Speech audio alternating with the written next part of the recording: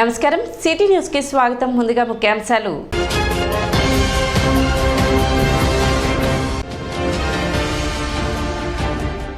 గ్రామ పంచాయతీలను బలోపేతం చేయడమే గ్రామ సభల ఉద్దేశం. వల్లభాపురంలో జరిగిన గ్రామ సభలో మంత్రి నాదెండ్ల మనోహర్ వెల్లడి.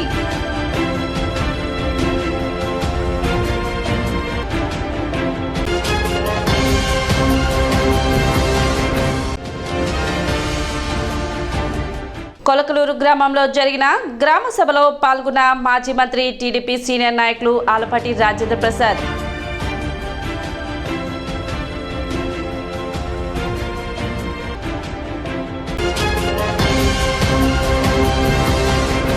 రాష్ట్రంలోని కూటమి ప్రభుత్వం ప్రతిష్టాత్మకంగా రాష్ట్ర వ్యాప్తంగా చేపట్టిన గ్రామ సభలలో భాగంగా తెనాలి నియోజకవర్గం కొల్లిపర మండలంలో వల్లభాపురం గ్రామంలో శుక్రవారం గ్రామ సభ నిర్వహించారు. గ్రామంలోని పేరంటల్లమ్మ గుడి సెంటర్లో ఏర్పాటు చేసిన గ్రామ సభలో రాష్ట్ర ఆహార పౌర సరఫరాల శాఖ మంత్రి నాదెండ్ల మనోహర్ పలు శాఖల అధికారులతో కలిసి గ్రామ సభలో పాల్గొని ప్రజల నుండి అర్జీలు తీసుకున్నారు. ప్రజా సమస్యలను నేరుగా తెలుసుకుంటూ అక్కడికక్కడే సమస్యలు పరిష్కారం చేసేలా మంత్రి మనోహర్ చర్యలు తీసుకున్నారు. పరిష్కారం కాని సమస్యలను అధికారులకు సూచించి నిర్ణీత సమయంలో పరిష్కరించాలని సూచించారు. పలువురు ప్రజలు మంత్రి మనోహర్ దృష్టికి నీటి సమస్య, పెన్షన్, ఇళ్ల స్థలాలు, ప్రభుత్వ వైద్యశాలలో వైద్యం, మందుల సమస్యలు, మురుగునీటి సమస్య, వీధి దీపాలు, ఉపాధి హామీ పథకం అమలు చేయాలని, ఎరువులు, ట్రాక్టర్లు, పొలాలకు వెళ్లడానికి రహదారులు సరిచేయాలని తదితర సమస్యలపై వినతి పత్రం అందజేశారు. ఈ సందర్భంగా రాష్ట్ర మంత్రి మనోహర్ మాట్లాడుతూ రాష్ట్రంలోని పంచాయతీ వ్యవస్థని బలోపేతం చేయడమే గ్రామ సభ ముఖ్య ఉద్దేశమని పేర్కొన్నారు. ప్రభుత్వాలు, పార్టీలు వస్తాయి పోతాయి, అధికారులు శాశ్వతం అది గుర్తుపెట్టుకుని ప్రజలు, రైతులు అనేక సమస్యలను అర్జీల రూపంలో ఇస్తున్నారని దృష్టిలో పెట్టుకుని అధికారులు ప్రజలకు సేవ చేయాలని తెలిపారు. గతంలో తాను శాసనసభ సభాపతిగా ఉన్నప్పుడు తెనాలి నియోజకవర్గంలో కోట్ల రూపాయలతో అనేక అభివృద్ధి పనులు చేపట్టడం జరిగిందని, 3 నెలల్లోనే నిధులు తీసుకువచ్చి గ్రామాలలో అభివృద్ధి పనులు చేపడతామని తెలిపారు. ఉపాధి హామీ పథకం కూడా నిర్వీర్యం చేసిన పరిస్థితి ఉందని, దాన్ని కూడా సక్రమంగా అమలు చేస్తామని పేర్కొన్నారు. క్షేత్రస్థాయిలోకి వెళ్లి ప్రతి అధికారి పనిచేయాలి, లేని పక్షంలో వెళ్లిపోవచ్చని వ్యాఖ్యానించారు. నిజాయితీగా పనిచేయని అధికారులపై క్రిమినల్ కేసులు పెడతామని ఆయన హెచ్చరించారు. ప్రభుత్వం నిజాయితీగా పనిచేస్తుంది, అలాగే అధికారులు ప్రజలకు నిజాయితీగా క్షేత్రస్థాయిలోకి వెళ్లి సేవ చేయాలని తెలిపారు. రైతులెవరూ అధైర్యపడొద్దని, ఎక్కడ ఎరువుల కొరత లేకుండా రైతులకు ఎరువులు అందుబాటులో ఉంచుతామని పేర్కొన్నారు. రాష్ట్రంలోని రైతాంగం కోసం త్వరలో పంట బీమా తీసుకువస్తామని తెలిపారు. గ్రామ సభలు చేపట్టిన ప్రభుత్వ నిర్ణయాన్ని ప్రజలు అభినందించాలని కోరారు. పని చేసే వ్యక్తి నిజాయితీగా గ్రామాల్లో దేనికోసం అయితే ఈ పథకం మొదలు పెట్టాము అది ఇంప్లిమెంట్ చేయకుండా ఇలాంటి ఆఫీసర్లు కూడా దానికి నిర్వర్తిస్తారు. ఒక గ్రామం మీద పట్టులేని వ్యక్తులు ఎప్పుడు చేస్తున్నాడు అతను ఫీల్డ్ అసిస్టెంట్ చెప్పాలయ్యా రవి, చెప్పు నువ్వు. మాకు కూడా వెళ్ళి పని చేస్తున్నాడు ఆయన. ఏంటి లెక్క అసలు మీరు చెప్పేది? As officers supervising officers. నాకు గుండె ఆపరేషన్ జరిగింది, నాకు ఆరోగ్యం బాగాలేదు, తప్పలేదు, అవుతుంది, సహజంగా అవుతుంది. నాకు ఆరోగ్యం బాగాలేదు, వారం రోజులు నాకు వైరల్ ఫీవర్ ఉంది. అర్థమైందా? పని చేసేటప్పుడు అటువంటి ఎక్స్క్యూజ్ చెప్పాకండి దయచేసి. పని చేసేటప్పుడు అటువంటి ఎక్స్క్యూజ్ చెప్పాక మీకు ఇబ్బంది ఉంటే మీరు ఇంకోళ్ళకి అప్పచెప్పారండి, అంతేగాని మీ ఆరోగ్య సమస్య గురించి మాట్లాడడానికి నేను రాలేదు కదా. గ్రామ సభ జరుగుతున్నప్పుడు ఎందుకు మీరు ఆ విధంగా నిర్లక్ష్యంగా వ్యవహరించారు? సోషల్ ఆడిట్ ఎందుకు మీరు కరెక్ట్ గా చేయలేదు? ఉద్యాన పంట గురించి మీరు 4 ఎకరాలు పెడతారు. ఈ గ్రామంలో, ఇంత పెద్ద గ్రామంలో 4 ఎకరాలు మీకు దొరికింది.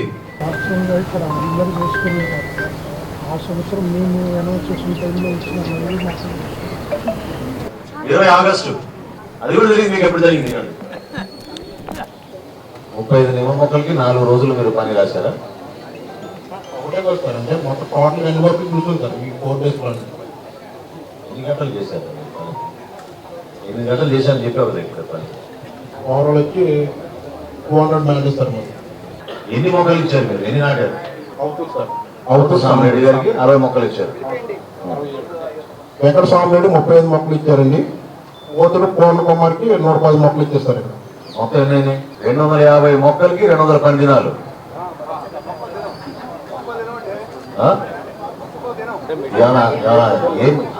ఏం మాట్లాడుతున్నారు దానికి ఇంతమంది ఏంటి ఇక్కడ? ఏ సోషల్ చేసినట్టు మీరు? అదేది ప్రభుత్వ కార్యక్రమా లేకపోతే సొంత డబ్బులా ఏమనుకుంటున్నారు మీరు? ఏం ఆడిట్ చేశారు మీరు? వాళ్ళు ఇచ్చిన లెక్క ఆడిట్ చేస్తారు, సంతకాలు పెట్టారా మీరు? సంతకాలు పెట్టాలంట మీ ఉద్యోగం?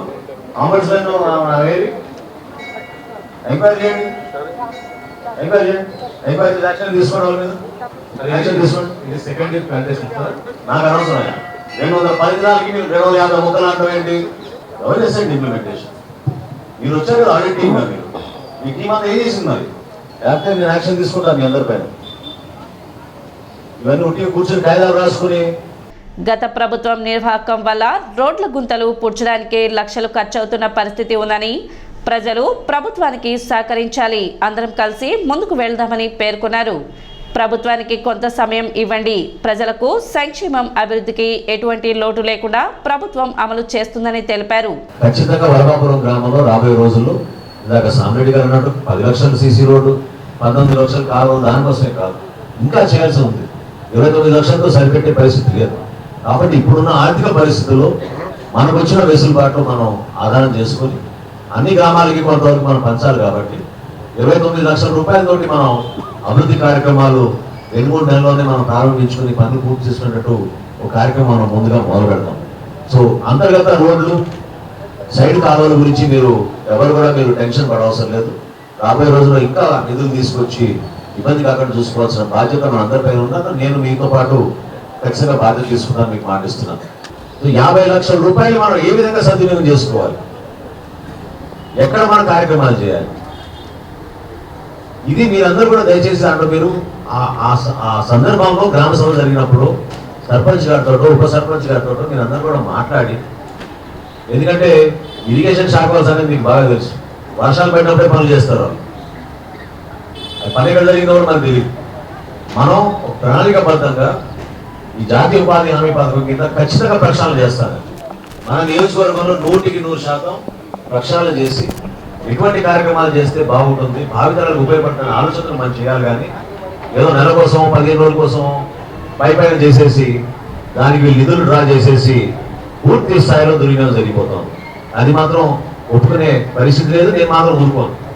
కేంద్ర ప్రభుత్వం ఒక నమ్మకంతో ప్రధానమంత్రి మోడీ గారి నాయకత్వంలో జాతీయ ఉపాధి హామీ పథకం, ఒకప్పుడు దీనివల్ల ఉపయోగం లేదు అనుకున్న ప్రధానమంత్రి గారే ఈ రోజున పూర్తి స్థాయిలో భరోసా ఇస్తూ ఎన్ఆర్జీఎస్ ప్రోగ్రామ్ ని కొనసాగిస్తున్నారు.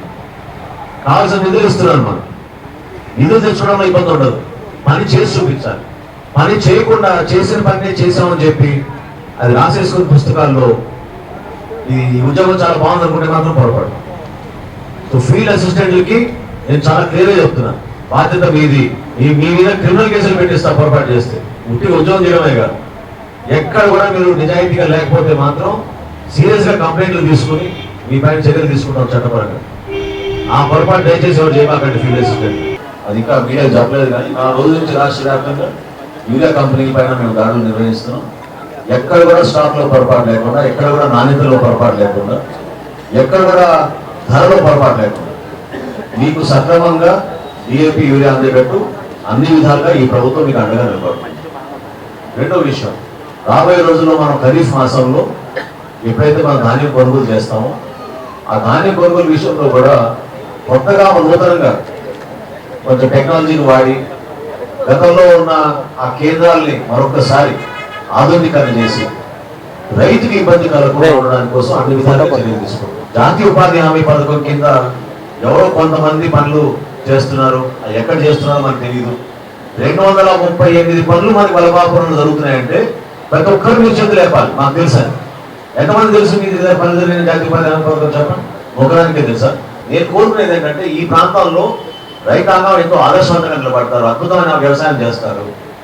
ప్రభుత్వం, మన ఉప ముఖ్యమంత్రి గారు పవన్ కళ్యాణ్ గారు, అదేవిధంగా మన ముఖ్యమంత్రి గారు చంద్రబాబు నాయుడు గారు ఒకే రోజున 13,362 పంచాయతీల్లో ఈ రోజున ఈ సభలు నిర్వహిస్తున్నాం.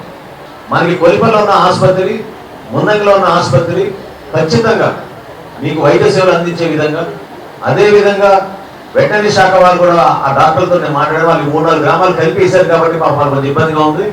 మందుల విషయంలో మాత్రం కొనలు లేకుండా చూసుకోవాల్సిన బాధ్యత నేను తీసుకుంటాను. ఈ గ్రామ సభల్లో ముఖ్య ఉద్దేశం ఏంటంటే మీరు అందరూ కూడా, అంటే నేను రావడం కొంచెం ఆలస్యం అయింది, బట్ నాకు తెలిసి మీరు అందరూ కూడా వచ్చే ముందు ఇక్కడ మీ ఊరు సంబంధించి ఏం కావాలి, పరిస్థితి ఎలా ఉంది, ఇది అందరూ కూడా తెలుసుకొని మీరు కూడా చర్చలో పాల్గొవాలి. మీ ఒపీనియన్ కానీ, మీ ఫీడ్బ్యాక్ కానీ, సలహాలు కానీ ఇవన్నీ కూడా మనకి కూడా తెలుసుకోవాలి అనే ఈ ప్లాట్ఫామ్ మీద అందరూ కూడా ఇవాళ రావడం జరిగింది.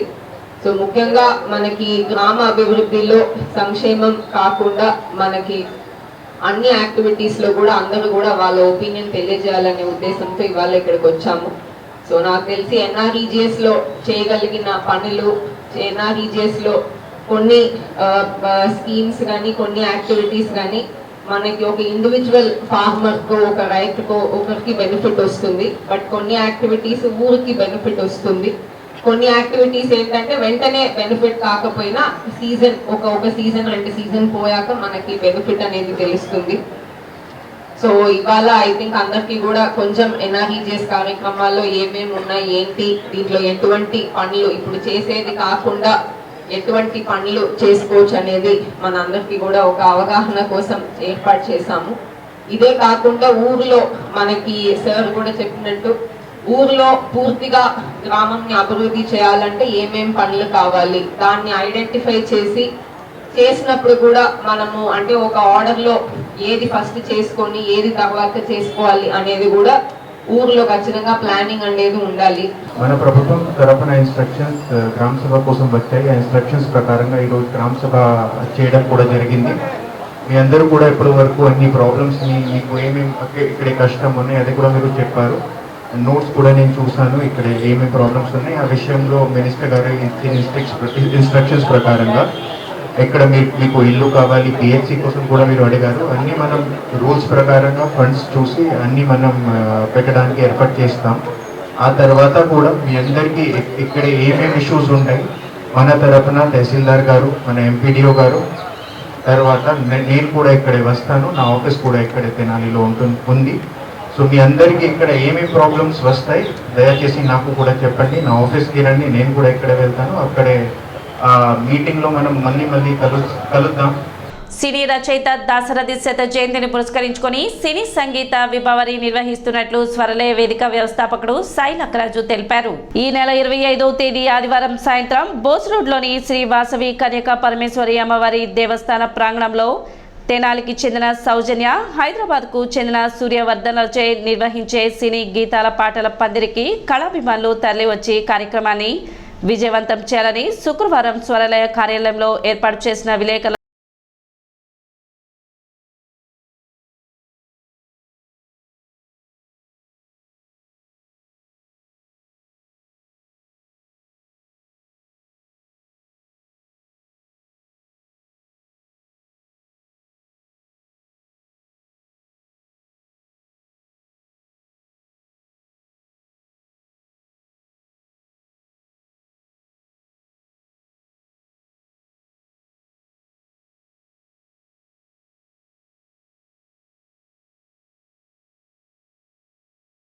వేదిక స్థాపించి 25 సంవత్సరాలు నిండింది.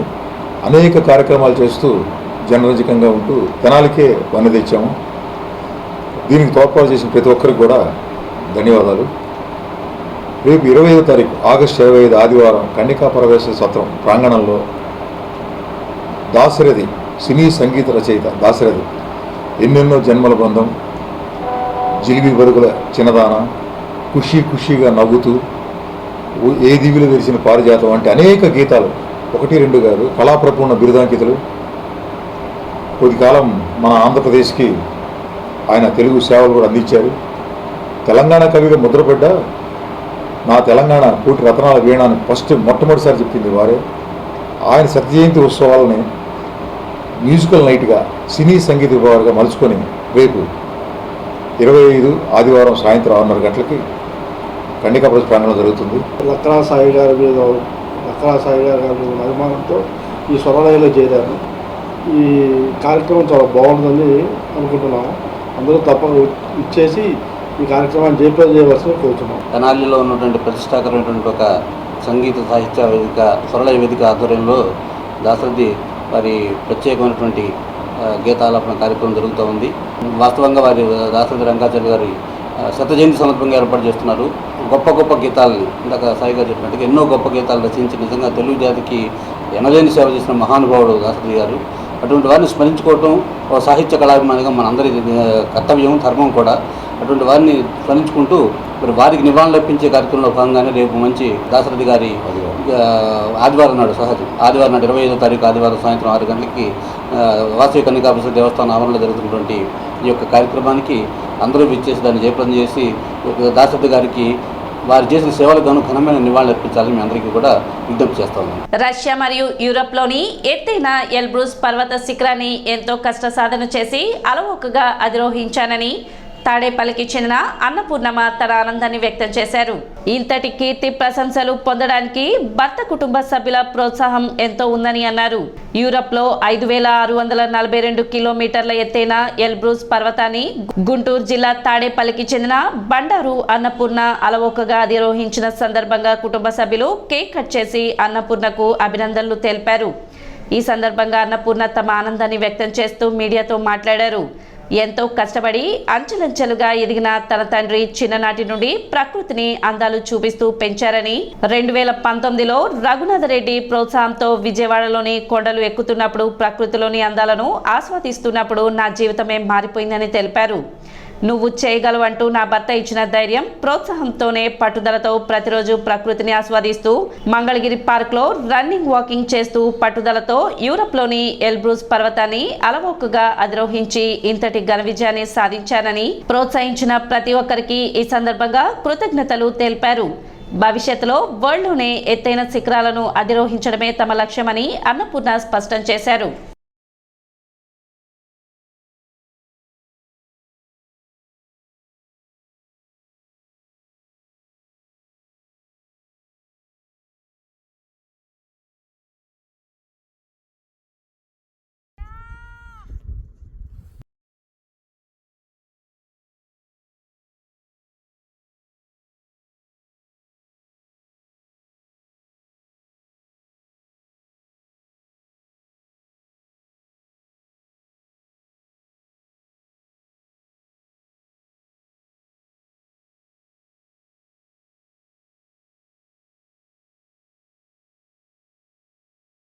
ఇప్పుడు ఒక చిన్న విరామం.